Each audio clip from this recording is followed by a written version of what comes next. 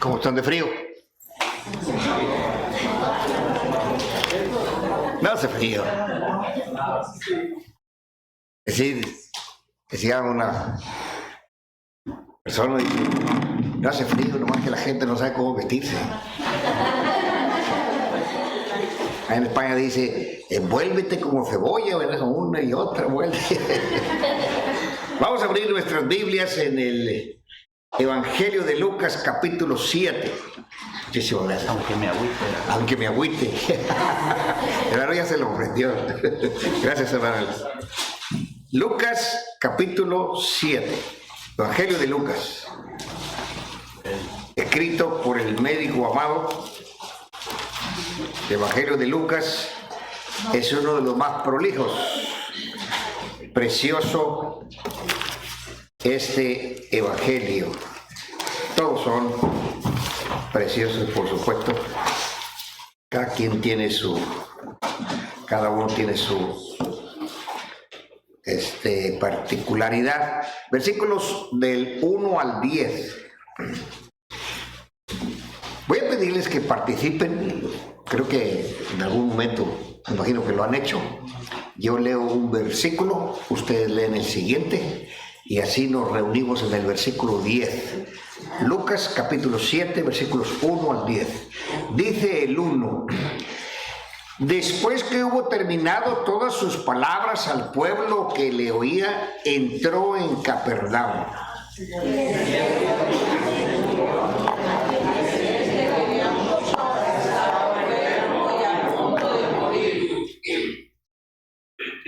Cuando el centurión oyó hablar de Jesús, le envió unos ancianos de los judíos rogándole que viniese y sanase a su siervo. Y ellos vinieron a Jesús y le rogaron con solicitud diciendo: ¿es digno de que le concedas esto? Porque ama a nuestra nación y nos edificó una sinagoga. Y Jesús fue con ellos, pero cuando ya no estaba lejos de la casa, el centurión envió a él unos amigos diciéndole: Señor, no te molestes, pues no soy digno de que entres bajo mi techo. Por lo que ni aún me tuve por digno de venir a ti, pero di la palabra y mi siervo será sano. Porque también yo soy hombre puesto bajo autoridad y tengo soldados bajo mis órdenes, y digo a este: ven y va, y al otro: ven y viene, y a mi siervo: haz esto y lo hace. Al oír esto, Jesús se maravilló de él y volviéndose dijo a la gente que le seguía: os digo que ni aún en Israel he hallado tanta fe.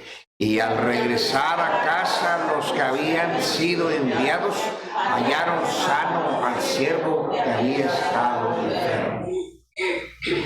Quiero llamar su atención al versículo 9 y voy a leérselos otra vez para hacer un énfasis, y aquí vamos a empezar. Al oír esto, Jesús se maravilló de él, del centurión, y volviéndose dijo a la gente que le seguía: os digo que ni aún en Israel he hallado tanta fe. La fe no es un acto solamente, es una actitud del alma. Es una condición del corazón de aquellos que han creído en Dios, que se manifiesta en diferentes actos de la vida diaria. La fe en Dios, según vemos en su palabra, es la certeza de lo que se espera, la convicción de lo que no se ve, escribió Pablo en Hebreos 11:1. La vida cristiana, la vida del Hijo de Dios, desde sus inicios, y así continuando a través de todo ahí hasta su final, hasta que nos encontremos con el Señor, es una vida de fe. Pablo escribió: por fe andamos, no por vista. Allá en la segunda de los Corintios 5:7.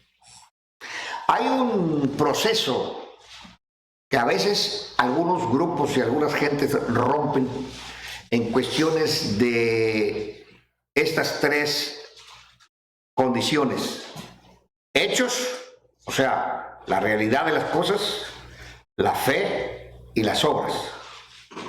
La Biblia, estas tres cosas tienen que estar en este orden perfecto.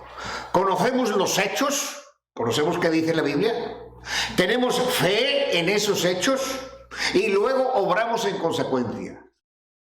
Muchas personas les gusta simplemente tener fe. Hoy día en muchas congregaciones hay que tener fe, hermanos. Sí.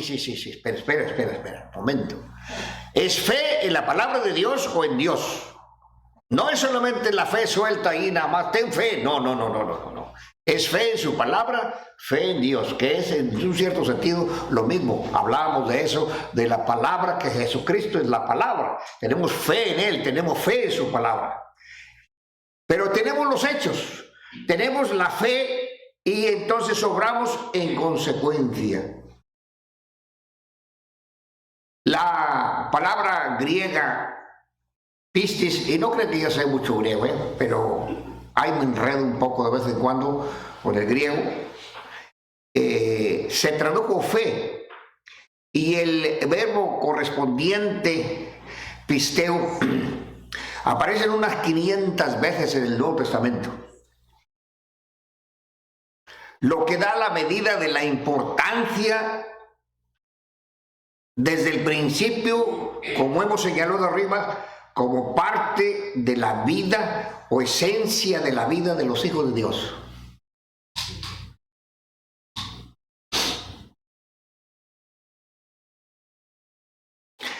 Si nuestro andar no es un andar de fe, no es un andar cristiano, no es un andar de un verdadero hijo de Dios.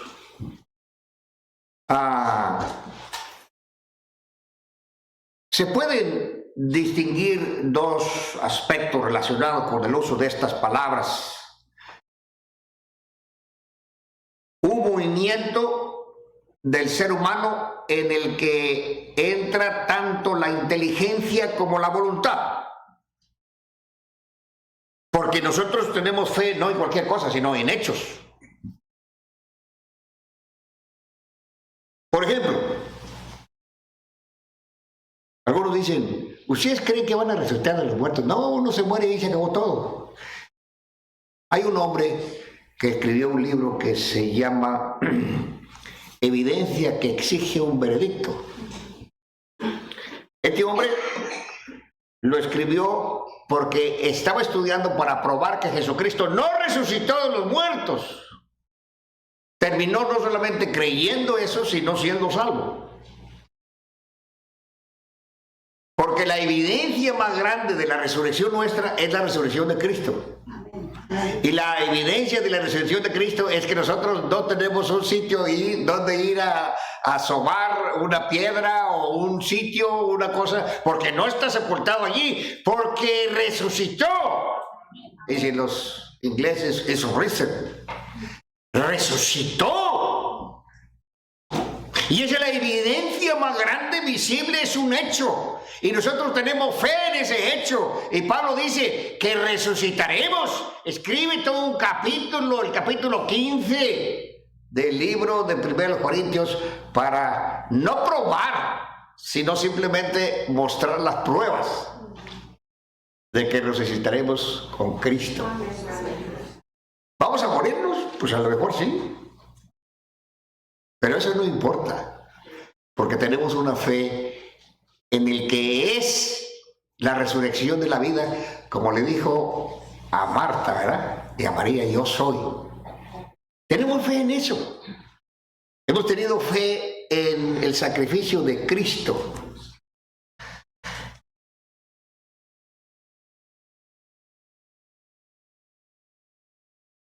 En la argumentación de Pablo de la necesidad misionera, dice en el libro de Romanos capítulo 4 que la fe viene por el oír y el oír por la palabra de Dios, en Romanos capítulo 10, que la fe viene por el oír y el oír por la palabra de Dios. Pero la recepción del mensaje pasa a ser confianza total en una persona. Él dice en la segunda Timoteo 1:12, yo sé en quién he creído. Abraham recibió la promesa de Dios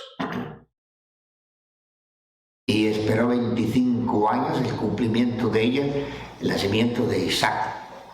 Pero dice que su fe no se debilitó a pesar de que veía su cuerpo ya como muerto. ¿Saben a qué edad nació Isaac? ¿A qué edad de Abraham nació Isaac? Bueno, salió con 75 años de Ur de los Caldeos y 25 años después son 100. Sara era 10 años menor que él, tenía 90. ¿Pueden imaginar un anciano de 100 y una anciana de 90 con un bebé en brazos?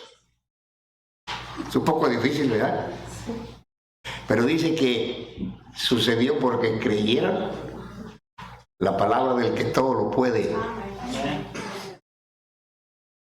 Y Abraham recibió el cumplimiento de la promesa. Y por su justificación resultó en su fe que creyó a Dios hasta el final, hasta lo último. Dijo uno que estaba en medio de una tribulación tan terrible, ya conocen ustedes el nombre, tiene nada más 3 letras. Yo sé que mi Redentor vive y aún se levantará sobre el polvo, que después de deshecha esta mi piel, en mi carne de ver a Dios. En ese momento pasaba por una situación tan terrible que ningún ser humano, ni antes ni después de él, ha pasado.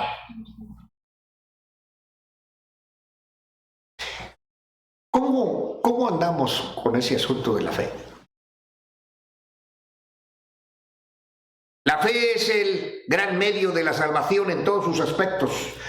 Como hemos visto, es la actitud del hombre que corresponde a la gracia que procede de Dios y nace del compromiso de la nulidad de todo esfuerzo humano incapaz de conseguir por sí mismo un cambio de su vida y menos el perdón de pecados y la liberación de la condenación eterna, combinado con la visión de la suficiencia total de Dios y de su obra por medio de Cristo para darnos a nosotros lo que jamás por los siglos de los siglos podríamos alcanzar con nuestras religiones y buenos comportamientos, etcétera, etcétera, que es un perdón total, una justificación y la vida eterna. Dios en su gracia ofrece la salvación al hombre y por la fe la hace suya. No puede haber verdadera fe sin humildad. Por eso dice el Señor que deberíamos volvernos como niños para entrar en el reino de los cielos. Los niños tienen esa fe sencilla que deberíamos tener nosotros los adultos. Pero a medida que crecemos y nos hacemos más inteligentes, en realidad nos volvemos más tontos. Perdemos esa confianza. Le dices a un niño que está subido allí, tírate. Se avienta. Él no sabe si su padre es suficientemente capaz de capear 15, 20 kilos. No sabe. Él nada más sabe que lo van a coger, lo van a agarrar antes de que caiga el suelo. Y esa debería ser la forma de fe, el tipo de fe. Pero aquí en este texto, en el versículo 9, tenemos una fe que yo quiero llamar su atención. Es la fe superlativa. Es la fe que todos deberíamos alcanzar en algún momento y mantenernos allí, puliéndose más y más. Miren el versículo 9 de nuestra lectura. Al oír esto, Jesús se maravilló de él y volviéndose dijo a la gente que le seguía: os digo que ni aún en Israel he hallado tanta fe. Este texto es tremendo, ¿eh? Este texto, en primer lugar, es único. No existe otro versículo en la Biblia como este. en este sentido. Fíjense lo que dice en los versículos anteriores. El versículo 8 dice: porque también yo soy hombre puesto bajo autoridad y tengo soldados bajo mis órdenes, y digo a este ve y va, y el otro ven y viene, y a mi siervo hace esto y lo hace. Porque había dicho en el versículo 7, ni aún me tuve por digno de venir a ti. Fíjense su fe. Pero di la palabra y mi siervo será sano. ¡Wow! Y el versículo 9 dice que el Señor, al oír esto, se maravilló. La palabra maravillar quiere decir, se quedó estupefacto. Se quedó, dijo, ¡guau! Volteó a ver a este personaje, dijo, ¿de dónde salió? Ni siquiera es judío. Porque es lo que dice el texto. Dice, os digo que ni aún en Israel he hallado tanta... A ver. Esta es una declaración muy grande, ¿eh? Puede ser que ni Abraham, el padre de la fe, tuvo esa fe que maravilló al Señor. Bueno, sí la tuvo. Pero en ese momento no había. ¿Recuerdan que estuvimos hablando de los creyentes incrédulos?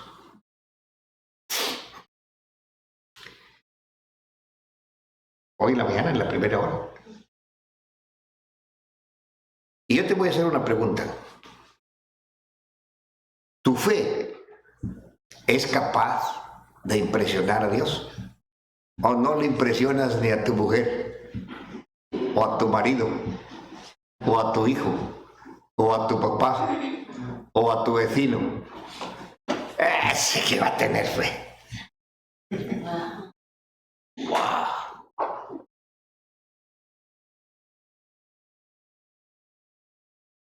¿Tienes tú una fe que impresiona a Dios? ¿Cómo sería esa fe que impresiona a Dios? Bueno, en estos 10 versículos vamos a encontrar varias cosas que hacen que tu fe impresione a Dios. Unas características. Siempre que buscas en la Biblia por qué algo es así, busca sus características. La fe que impresiona a Dios, por lo menos en este pasaje, encuentra 7 características. Si tomamos 5 minutos por cada una, 5 por 7, lo que sabe multiplicar. 35, 95, 85, no sé.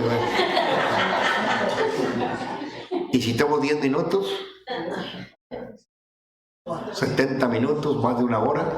No, vamos a intentar ir ligeritos. Mira, en primer lugar, el versículo 2 y el versículo 10. Mira el versículo 2.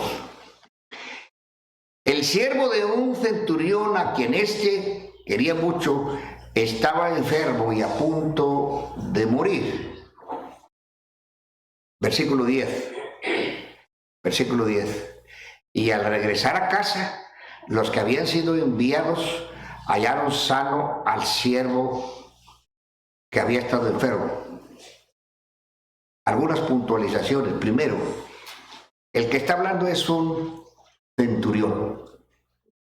Un centurión en el tiempo de Cristo era uno de los hombres que tenía una posición económica súper cómoda. Mandaba 100 soldados.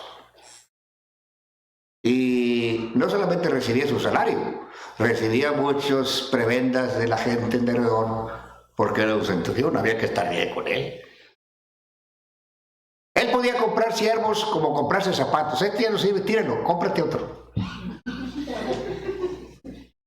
Y los siervos en aquellos días eran eso, eran una posesión. Se enfermaban, a veces los curaban, el que tenía un poquito más, y si no, pues simplemente los tiraban y se acabó, cómprate otro. Este hombre no, era diferente. Este quería que su siervo fuera sanado. No sabemos la edad, no sabemos la enfermedad, no sabemos cuánto costaría eso, hoy, médicamente hablando, no lo sabemos mucho. Nomás sabemos que estaba a punto de morirse.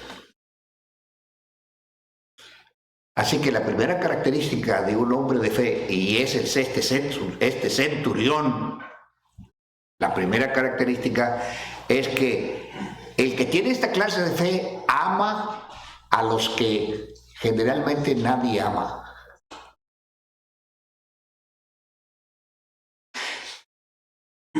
De eso podríamos hablar largo y tendido por horas en las Escrituras. Pero mira, solo unos pequeños apuntes. 2, para ser preciso. Nada más te lo voy a puntualizar, no busques ahí. Aquí mismo, en el capítulo 7, más adelante, en los versículos del 36 al 49, nada más para que veas que está allí, tenemos una historia muy interesante. Ese versículo 36 dice que uno de los fariseos rogó a Jesús que comiese con él, y habiendo entrado en casa del fariseo se sentó a la mesa. Entonces una mujer de la ciudad, que era pecadora, al saber que Jesús estaba a la mesa en casa del fariseo, entró y luego trajo ese frasco de alabastro, perfume, y estando detrás de él, de sus pies, lo derramó sobre él. El versículo 39 dice que el fariseo que le había convidado dijo: ni qué va a ser profeta, ni qué va a hacer nada, mira, le está dejando que le toque una mujer pecadora. Y en el versículo 40 el Señor le dice: ¿sabes qué, Simón? Tengo algo que decirte. Le dijo: sí, mi maestro. Dijo: mira, un acreedor tenía 2 deudores. Uno le debía 500 denarios y el otro 50. Versículo 41. Y no tenían con qué pagar, perdonó a ambos. Di pues, ¿de cuál de ellos se le amará más? Pues dijo, sin duda, del que le perdonó más. Dije: muy bien, buen juicio. ¿Ves esta mujer? Entré en tu casa y 3 cosas tenía que hacer un judío, especialmente con los rabinos, especialmente con los personajes tanto como era el Señor Jesucristo, rabinos. 3 cosas. Dice: ¿no me diste beso? Señal de una recepción amorosa.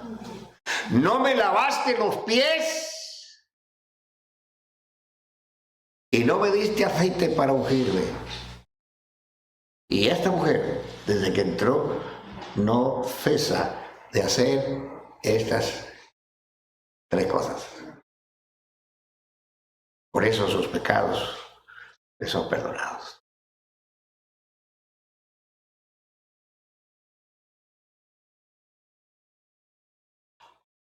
El Señor se encontró con mucha gente así, especialmente con muchas mujeres. A veces se habla, a mí me fastidia cuando la gente dice que la Biblia es machista. Dios, ¿qué va a ser machista? Con el Señor Jesucristo, con Dios, la mujer fue vindicada de una manera que jamás el hombre haya podido hacer. ¿Qué me vienes con cuentos, hombre? ¿Recuerdan a la mujer supuestamente traída supuestamente del acto de adulterio? Pues no trajeron al adúltero, nomás la trajeron a ella.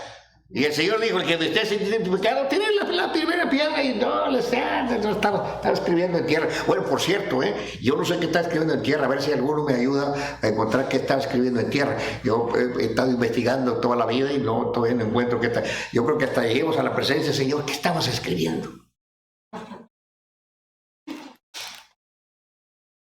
Se fueron todos, pero todos tenían interés en apedrearla.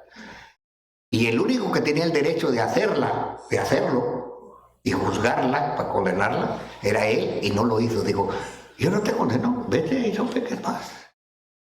Amas a los que prácticamente nadie ama. ¿Se acuerdan del leproso que vino corriendo y dice: Señor, si quieres puedes limpiarme? ¡Oh! Y dijeron saltar los discípulos y dijo: Señor, no. Y él se acercó y le tocó y dijo: quiero ser limpio. ¿Saben ustedes lo que significaba para un rabino hacer eso? la contaminación total. Quedaba descalificado. Pero Jesús era otra clase de rabino. Era el rabino de rabinos. Él amaba a los que nadie ama. Pero te amó a ti, leproso espiritual. Nos amó a nosotros, adúlteros espirituales, fornicarios espirituales. Sí, Señor. Porque aunque estemos muy arregladitos y muy cositas así, el Señor. Y una fe que impresiona a Dios en los creyentes es aquel que ama a los que nadie ama.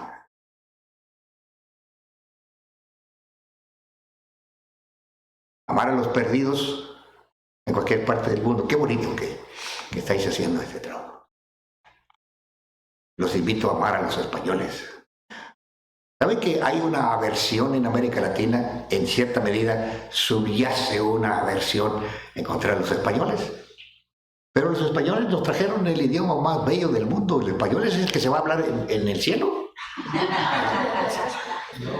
Es el idioma más dulce,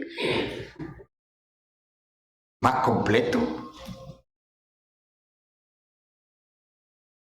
Algunos se portaron mal, pero el Señor nos manda amarlos, amar a los chinos, amar a los musulmanes, amar a todos y compartir con ellos la gran bendición que Dios nos ha dado, que es el perdón, la salvación y la vida eterna. Primera característica de una fe que impresiona a Dios es aquel que ama a los que nadie ama. Me dijeron allí en Madrid, todos quieren ir a las grandes ciudades. En México me decían igual, yo no sé por qué. A mí me gusta ir a los ranchos, allá en los pueblos donde hay 4 casas y nadie los visita. Fuimos allí el rumbo, yo soy tamaulipeco de puro corazón y fui allí, inclusive hay una canción de 2 ciudades, yendo de Tula a Jamoave. Y ahí en Tula fuimos ahí al pueblo y luego fuimos a otras rancherías ahí. Y dijo, oiga hermano, ahí eso está perdido, pues, no importa, hay gente, hay que ir. Ah, sí, les gusta ir a las grandes ciudades, ¿verdad? Calles pavimentadas y todo, tiendas. Bueno, hay que ir allí también. Pero ¿qué de los pueblos donde nadie ha ido?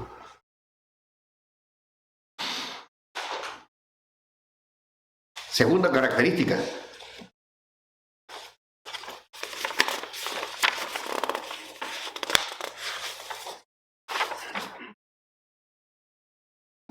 Versículo 3.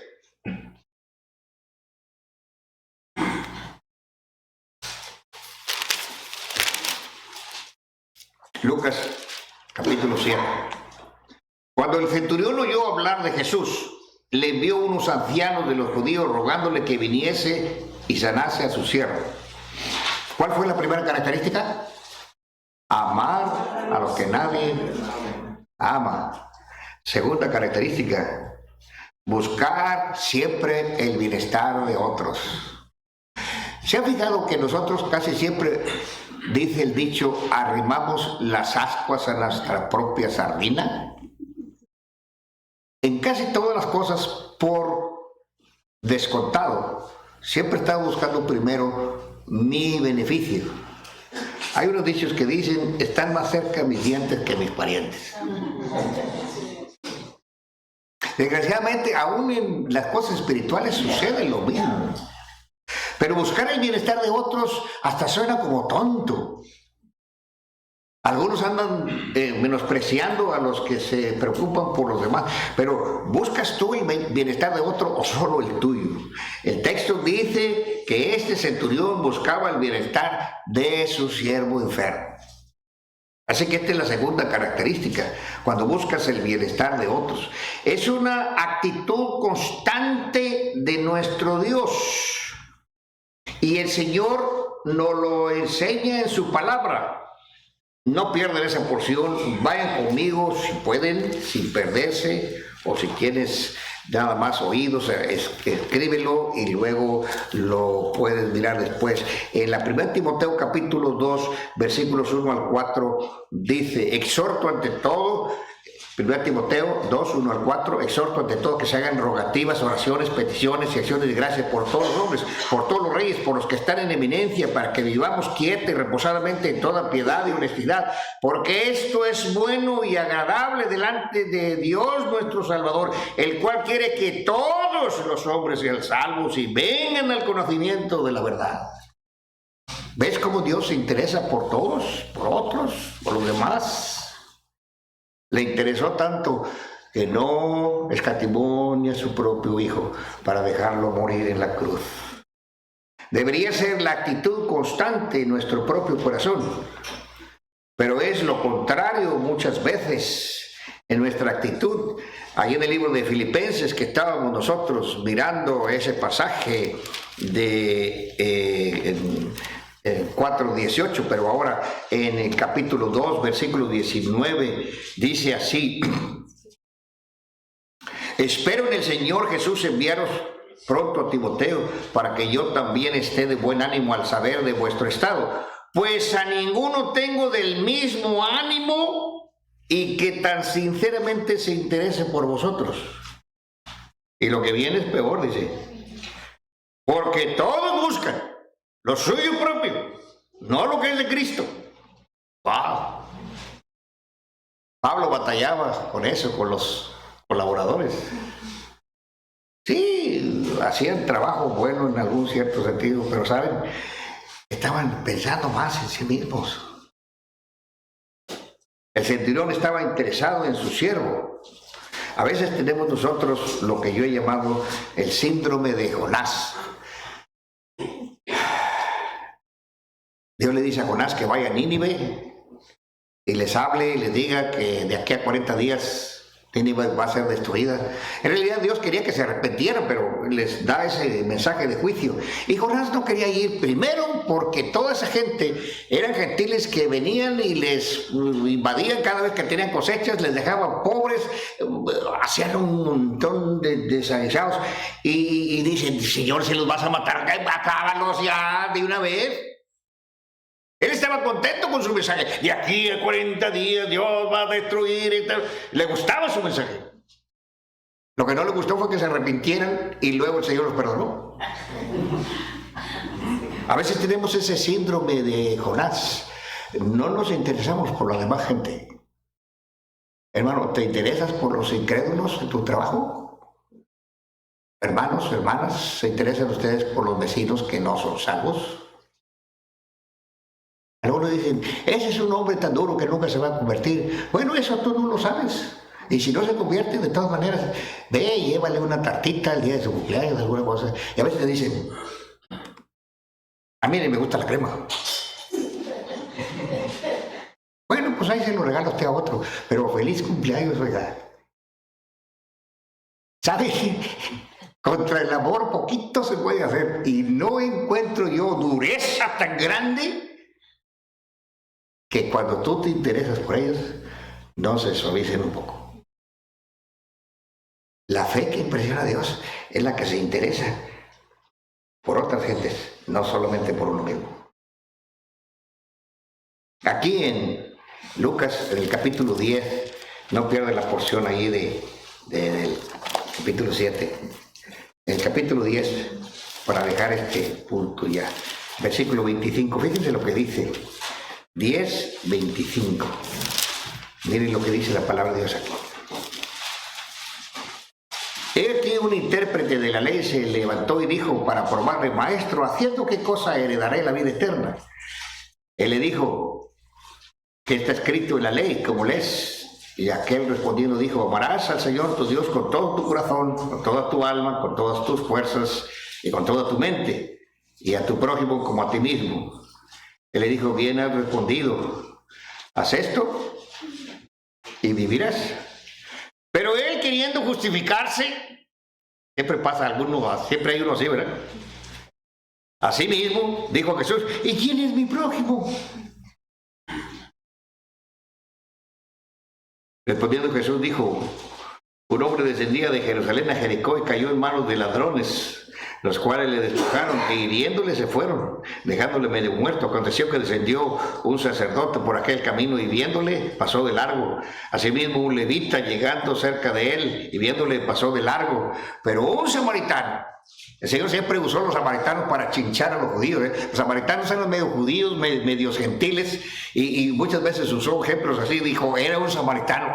Samaritano, había de ser. Pero un samaritano que iba de camino vino cerca de él y viéndole fue movido a misericordia.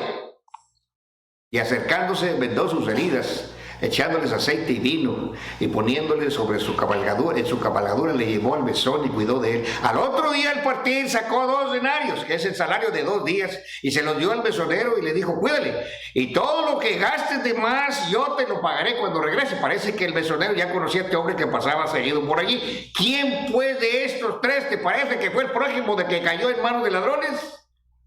Pues no había para dónde hacerse. Él dijo, el que usó de misericordia con él. Y miren lo que dice el texto.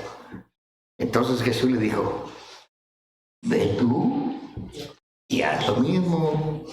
Interésate por otros, sobre todo los que están necesitados. Gástate lo que tienes por ellos. ¿Saben, hermanos? A veces hacemos menos de lo mínimo en nuestra fe.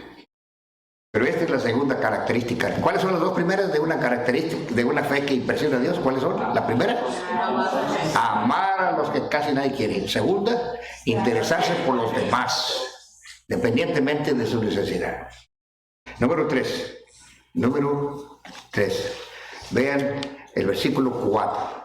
Dice el versículo 4, y estamos siempre en el capítulo 7 de Lucas. Y ellos vinieron a Jesús y le rogaron con solicitud diciendo, es digno de que le concedas esto. Ahora, ¿quiénes están hablando eso? Están hablando los ancianos judíos. Mira el versículo 3. Dice, cuando el centurión oyó hablar de Jesús, le envió unos ancianos, ¿de quién? De los judíos. Tome en cuenta que el centurión no era judío. Pero unos ancianos de los judíos fueron enviados por el centurión. ¿Y qué dijeron estos acerca del centurión? ¿Es digno de que le concedas esto?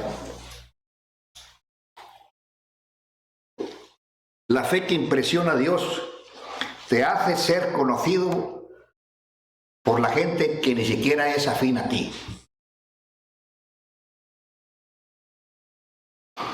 En una iglesia estaban queriendo elegir oficiales. A veces este asunto de los diáconos se vuelve un poco brusco y yo hoy día he llegado al punto de que algunos no son diáconos sino diabláconos. Perdón por los diáconos.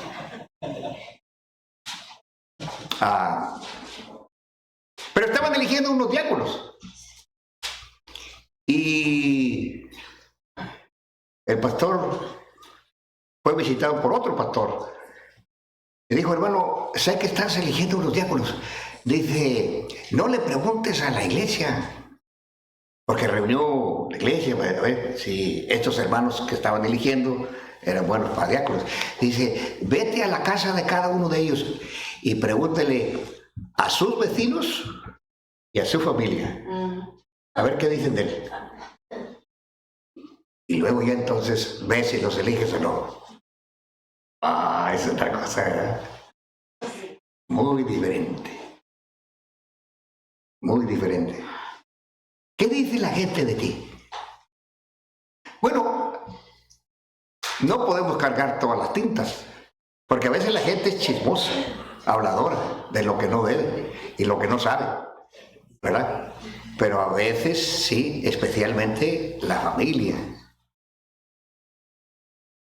Somos conocidos por lo que somos, por lo que hablamos, somos conocidos por lo que somos y hacemos. Por sus frutos los conoceréis, dijo el Señor Jesucristo en Mateo capítulo 7. Conocido por lo que somos, decimos y hacemos. Mira en Hechos capítulo 11, versículo 26, solo un texto aquí. Hechos 11, 26. La fe que impresiona a Dios es aquella que te hace ser conocido por la gente en tu alrededor. Hechos 11, 26. Y se congregaron allí todo un año con la iglesia. Pablo está haciendo ministerio. Y enseñaron a mucha gente. Y a los discípulos, como se les llamaban, los seguidores de Jesús en ese momento, se les llamó cristianos por primera vez. ¿En dónde? ¿En Jerusalén? Ah, qué curioso. No fue en Jerusalén la primera iglesia, sino en Antioquía. Pero ¿saben qué significa cristiano? Un Cristo pequeño. Esos que viven como Cristo. Bonito mensaje, ¿verdad? ¿Te conocen porque eres cristiano? ¿De veras? ¿No de los de cartón y de mentiras? ¿Saben que muchos de los decorados, ahí en España hay un lugar que se llama Almería? Hay una zona ahí en esa ciudad donde han rodado muchos de las películas western. El bueno, el malo y el feo. Bueno, ahí se rodó. Pero muchos son de corazón de cartón. O sea, tú lo ves ahí, se ve cómo fue. Y luego vas detrás y hay un basurero y no hay nada. ¿Sabes? Una pancarta ahí. Algunos cristianos así son. O así somos. Y luego vas detrás y dices, ¡wow! Mira lo que hay aquí. Ya llevamos 3 características de la fe que impresiona a Dios. ¿Cuál es la primera? Amar, nadie ama. Segundo, interesarse por los demás. Tercero, te hace ser conocido de la gente. Saben que tienes esa clase de fe. Número 4. Versículo 5. Dice el versículo 5. Porque ama a nuestra nación y nos edificó una sinagoga. ¡Wow! ¿Cuánto amaba a la nación? Les había hecho una sinagoga. Oye, hermanos, este hombre tenía mucho dinero. Pero digo, estos judíos necesitan una sinagoga aquí en Capernaum. Hágale una sinagoga ahí. ¿Cómo? ¿Sí?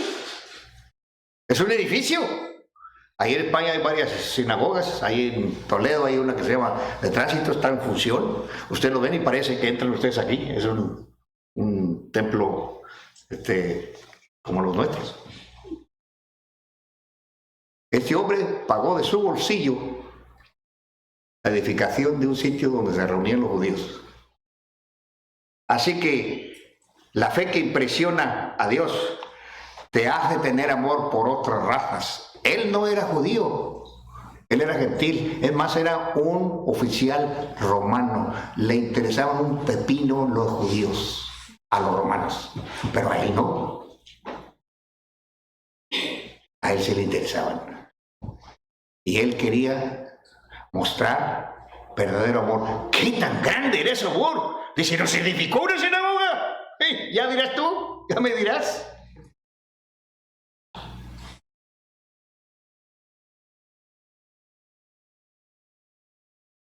Esto no es muy común en nuestros días, ¿cierto?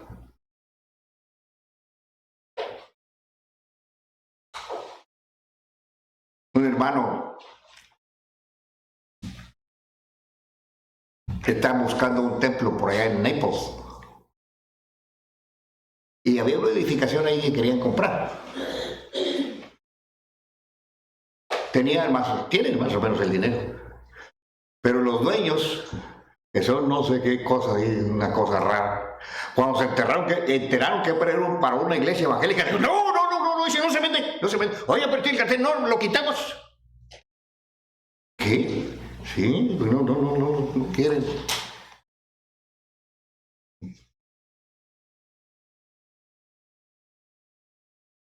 Vamos a otras razas. ¿Saben? El hacer la obra misionera y los que vamos a esos campos necesitamos amar a otras razas. Hace un rato estaba comunicando con mi hermana que está en Senegal. Ella es como una mosca en leche, pero al revés. Sí, porque generalmente la mosca es negra y la leche es blanca. Aquí la nación es de negros y ella es blanca. Cuando llegó la primera vez dice que venían niños y le hacían así. A ver si era de qué era, ¿verdad? Porque ella es más blanca que yo. Cuando era muy pequeña, una familia de misioneros norteamericanos, cómo le insistieron a mi madre, déjenosla, no, ellos no tenían hijos, déjenosla, nosotros la adoptamos, usted la puede ver cuando quiera, y además tenía hasta pecas, así, güerita, rubia, yo estoy feo, yo no, ella, y mi mamá dijo, no, es la más guapa, ¿cómo se la voy a dar? Ahora es misionera ya.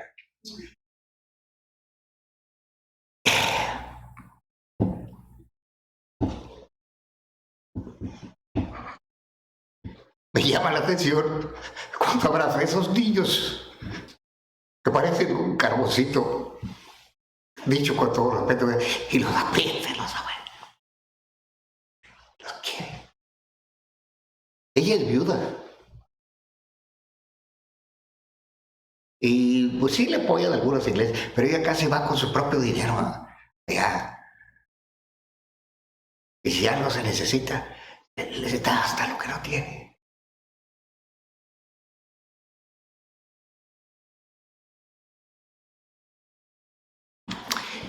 Esa es la fe que Dios quiere, hermanos. Lo demás son tonterías, dicen en España.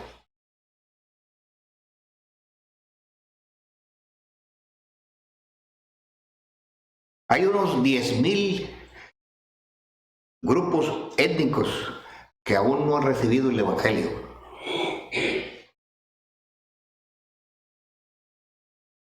¿Qué vamos a hacer con ellos? Número 5. Dice el versículo 5. Porque ama a nuestra nación y nos edificó una sinagoga. Una fe que impresiona a Dios, número 1, se interesa por los que nadie. Luego, número 2.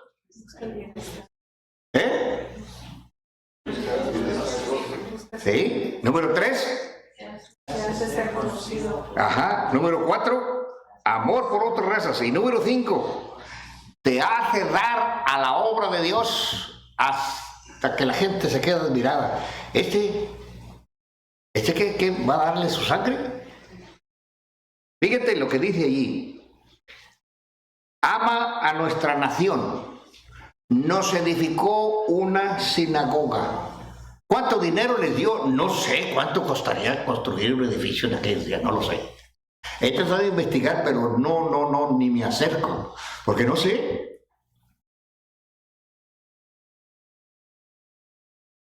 Pero tenemos el ejemplo de los macedonios que mirábamos hace un rato en la mañana, ¿verdad? Y fíjense una cosita que quiero mostrarles allí, que no es que se quedara pendiente, sino que hay mucho que mirar. En la segunda de los Corintios 8, fíjense lo que dice allí, porque quiero llamar su atención a una cosa. Ahora, segunda de los Corintios, el capítulo 8 donde estábamos, y dice: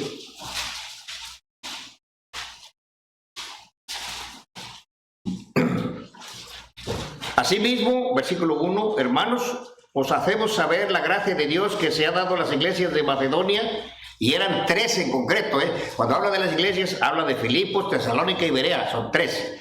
Que en grande prueba de tribulación la abundancia de su gozo y su profunda pobreza abundaron riquezas de su generosidad, pues doy testimonio de que con agrado han dado conforme a sus fuerzas y aún más allá de sus fuerzas, pidiéndonos con muchos ruegos que les concediésemos este privilegio de participar, el privilegio de participar en este servicio para los santos. Mira el versículo 5. Y no como lo esperábamos. ¿Cómo esperaba Pablo que diera a esta gente? Muy pobres. Fíjate, no como lo esperábamos. Y luego pasa a decir, sino que a sí mismos se dieron primeramente al Señor y luego nosotros, por la voluntad de Dios. Por eso fueron tan dadivosos. Por eso este centurión tenía una fe que impresionaba al mismísimo Señor Jesucristo, el autor y consumador de la fe.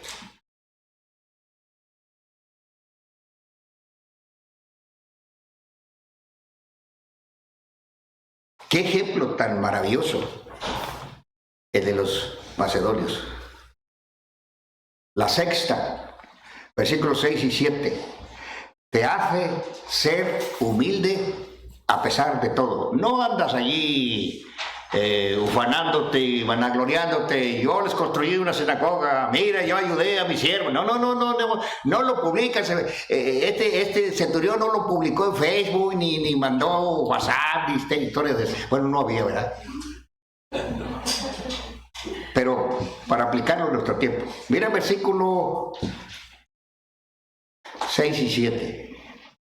Y Jesús fue con ellos, pero cuando ya no estaban lejos de casa, el centurión envió a él unos amigos diciéndole: Señor, no te molestes.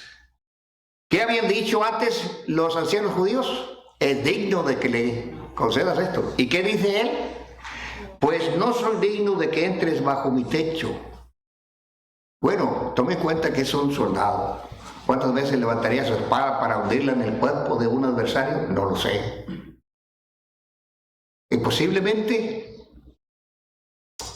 estas cosas pesaban en su alma, pero no estorbaban a su fe.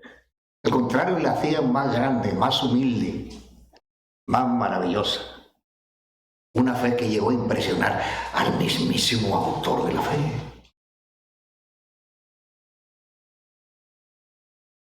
La fe que impresiona a Dios te hace ser la persona más humilde.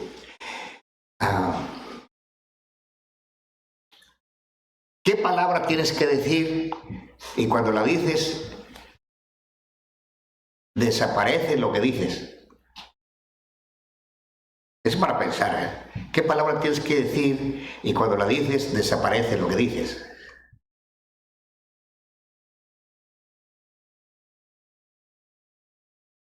La primera de ellas que yo he encontrado es ¡silencio! Ya desapareció el silencio. Y la otra es: mire usted qué humilde soy yo. Y por eso no puedes ir diciendo ahí. El único que podía decir eso fue el mismísimo Señor Jesucristo. Aprended de mí que soy manso y humilde de corazón, y hallaréis descanso para vuestras almas. Humildad es una de las cosas más difíciles de la vida.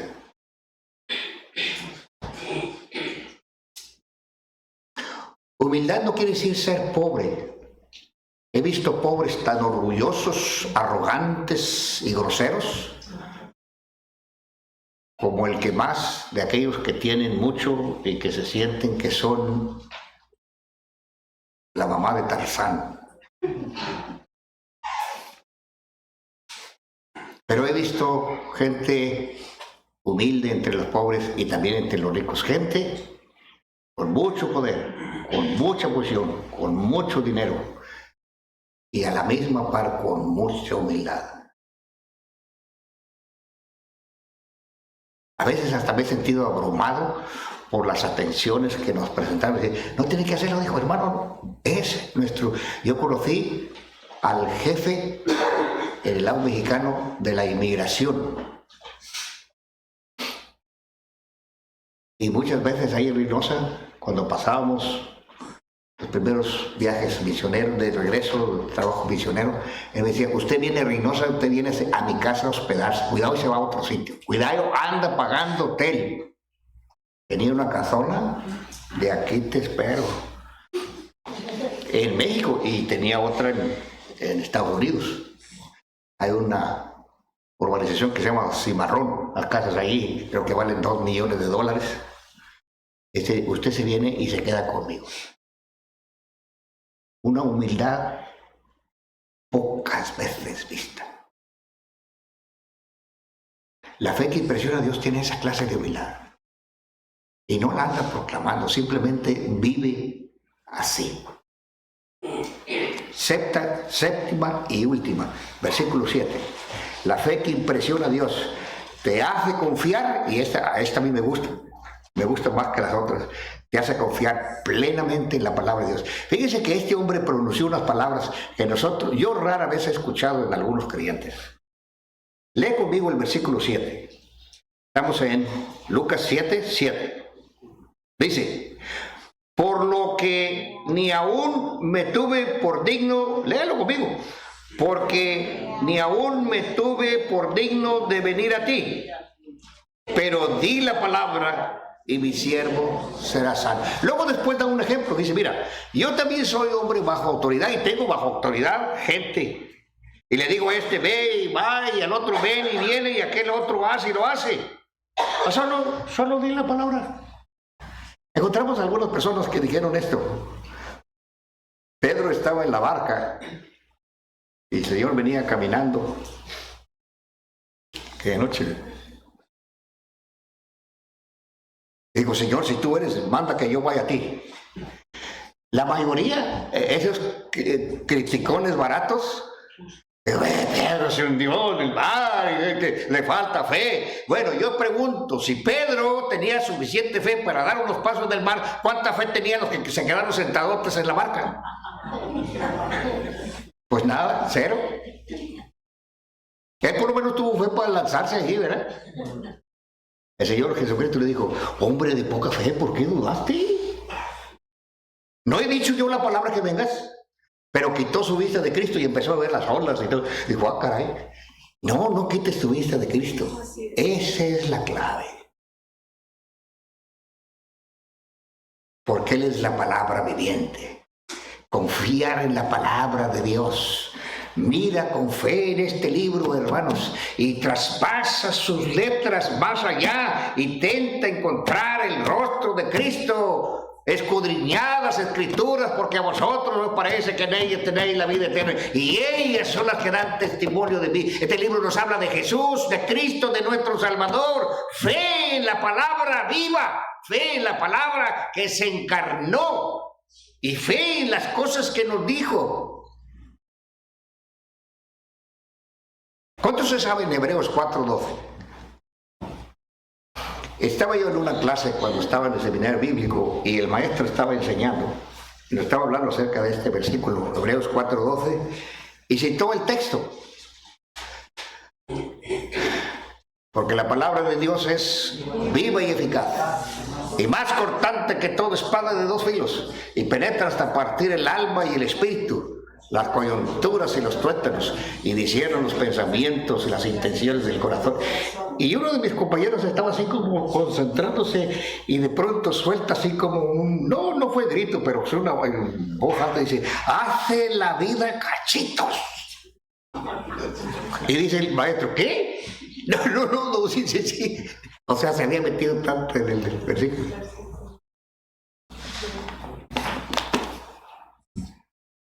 Porque la palabra de Dios es ¿qué? Por eso muchos no quieren leerla. Porque se cuela hasta lo más profundo y le rasca toda la basura que hay por ahí.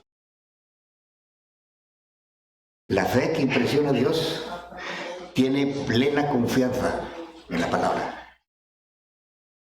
Qué bonito. Son sencillas palabras, pero difíciles de encontrar. Señor, solo di la palabra. No tienes que hacer nada, solo dila. ¡Wow! La fe que impresiona a Dios te hace que tú ames a los que nadie ama. Te intereses por los demás. Te hace ser conocido por la gente con buena palabra. Y aún si dicen algo malo, es que es así. Pero ¿quién no tiene algo malo? Pero me imagino que ya se corrigió, ¿verdad? La fe que impresiona a Dios te hace que tengas amor por otras razas. Nosotros somos los que hemos hecho el odio y la división entre razas. El Señor Jesucristo, una de las veces que rompió eso fue con la mujer samaritana. ¿Cómo tú, siendo judío, me pides a mí de beber que soy mujer samaritana? Dice, Señor, déjate de esas historias, hombre. Si supieras quién es el que te pide de beber, tú le pedirías y él te daría agua viva. Pero se lo digo con amor. Y tal fue así su reacción, que la mujer no solo se convirtió ella, se convirtió medio Samaria. ¿Ven, hermanos? Si hubiéramos oído los diálogos de Jesús con sus discípulos antes de pasar por allí, ellos hubieran dicho, Señor, ¿qué vamos a hacer por la ciudad de Samaria? Allí en la ciudad de Sicar, allí afuera, ese pozo apestoso, debe tener hasta... A ver. Amor por otras razas. La fe que impresiona a Dios te hace dar generosamente, abundantemente, a veces hasta sacrificialmente, con dolor, para su obra. Les construyó una sinagoga. ¡Wow! Si el Señor te fuera a dar una mansión en el cielo por lo que tú has dado para la obra del Señor y para misiones, ¿qué clase de casita tendrías de acuerdo a lo que tenemos aquí abajo? He visto unas chiquititas que apenas cabe una carretilla.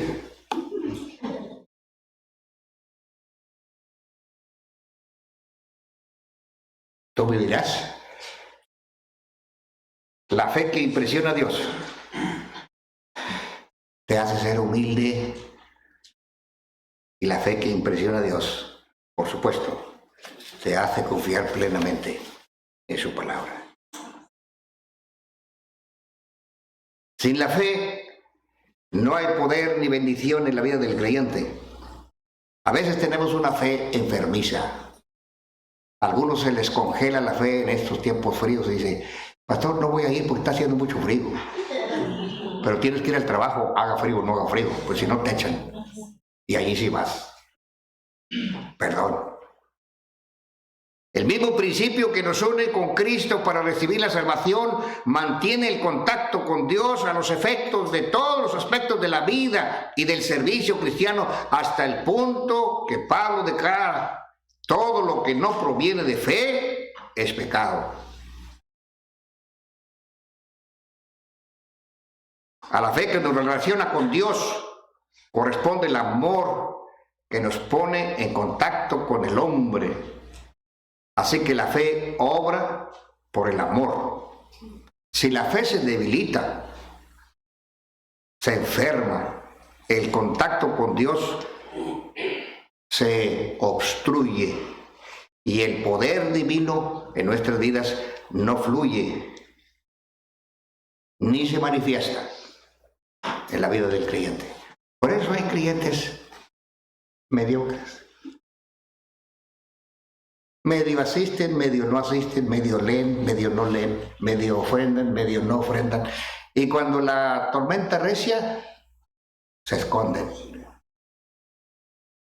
El hombre de fe que se halla en los caminos de la voluntad de Dios encuentra que todo es posible y bendiciones que nunca se había imaginado.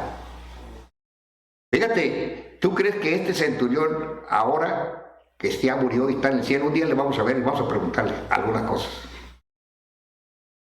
¿No se siente bendecido por haber sido participante de una parte y luego que su historia se relatara aquí? ¡Qué fuerte! ¿Qué tan grande es tu fe? ¿Es de las que maravillan al Señor? ¿O es del Señor? ¿Fe este? ¿Hace tenía fe? ¿Crees que puedes impresionar al Señor o no impresionas ni a tu familiar más cercano? En el capítulo 11 del libro de Hebreos se hace un relato de algunos que han sido llamados héroes de la fe. Pero no están todos, hermanos. ¿Saben por qué? Porque a ese grupo también nosotros pertenecemos. Todavía estamos escribiendo la historia de las Escrituras. dice que todos alcanzaron buen testimonio mediante la fe. Y sobre todo, debemos de luchar para que cada día, podamos impresionar a nuestro Señor Jesucristo. Vamos a ponernos en pie. Vamos a orar a Dios. Señor, venimos ante tu presencia y te damos gracias, Padre, por tu palabra. Queremos pedirte, Señor, que seas con nosotros. Ayúdanos. Oramos a ti con la oración de los apóstoles, Señor, aumenta nuestra fe. Señor, en este mundo más materialista, más perverso, más apartado de ti, Señor, necesitamos que nos aumentes la fe. Ayúdanos, Padre Santo. Yo no sé, mis hermanos, a lo largo de este día que Dios te ha hablado, pero me siento un poco movido a hacerte invitación en esta hora. ¿Cómo está tu fe delante del Señor? ¿Ha decaído? ¿Se ha enfriado? ¿Se ha puesto arrogante? ¿Ha dejado de ser humilde? ¿Cómo está? Yo te invito a que no te vayas de aquí. No te voy a invitar a que pases al frente, ni que levantes la mano, sino que a los primeros pasos que des hacia afuera de este recinto, de este templo, de este lugar, pienses en qué cosas tiene que cambiar tu fe para hacer esa fe que impresiona al Señor Jesucristo. Hermano nuevo, por favor.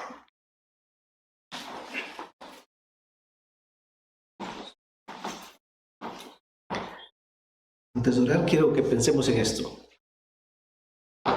Yo sé que ustedes y yo, hay veces que miramos esto del cristianismo difícil. A veces las circunstancias se ponen difíciles y queremos tomar malas decisiones, pero precisamente de eso se trata la fe.